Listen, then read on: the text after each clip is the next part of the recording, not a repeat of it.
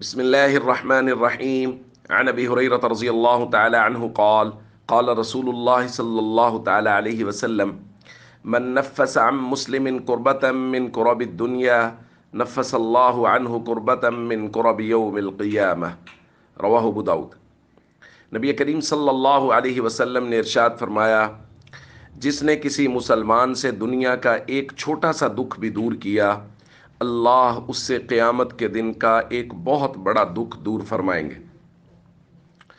دوستو، مسلمانوں کی خبرگیری کرنا، مشکل وقت میں ان کے کام آنا، ان کی پریشانیوں کو دور کرنے کی کوشش کرنا، اللہ تعالیٰ نے اس کا بہت بڑا اجر رکھا ہے۔ یاد رکھیے کہ دنیاوی دکھ تکلیفیں یا دنیاوی خوشیاں یہ سب عارضی ہیں۔ اصل دکھ اور تکلیف اور اصل خوشی وہ آخرت کی ہے۔ لہٰذا جو شخص دنیا میں کسی مسلمان کے دکھ کو دور کرتا ہے، چھوٹے سے دکھ کو بھی اگرچہ وہ دور کرتا ہے، تو اس کے بدلے میں اللہ قیامت کے دن کی کسی بڑی مصیبت کو اس سے دور فرمائیں گے۔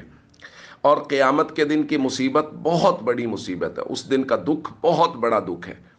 اس لیے ہمیں دنیا میں دیکھتے رہنا چاہیے اپنے ارد گرد کون ہیں جو مصیبت میں ہیں، کون ہیں جو پریشانی میں ہیں، اور اس پریشانی کے وقت میں ہمیں ہمیشہ ان کی مدد کرنی چاہیے۔ خاص طور پہ آج کل جو حالات بنے ہوئے ہیں سیلاب کی وجہ سے، تو جو لوگ اس کے متاثرین ہیں، ہمیں کوشش کرنی چاہیے کہ ہم دکھ اور پریشانی کی گھڑی میں ان کے کام آئیں، ان کے اس دکھ کو دور کریں۔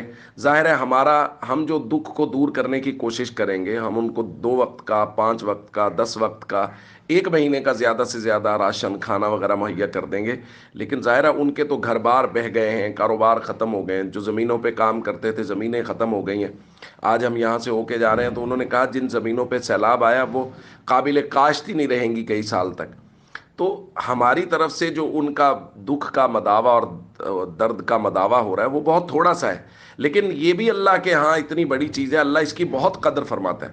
اس لیے جتنی اب ہمارے بس میں ہے اتنی ہم اپنے ان دوستوں اور بھائیوں کے لیے ضرور بے ضرور کوشش کریں۔ السلام علیکم ورحمۃ اللہ وبرکاتہ۔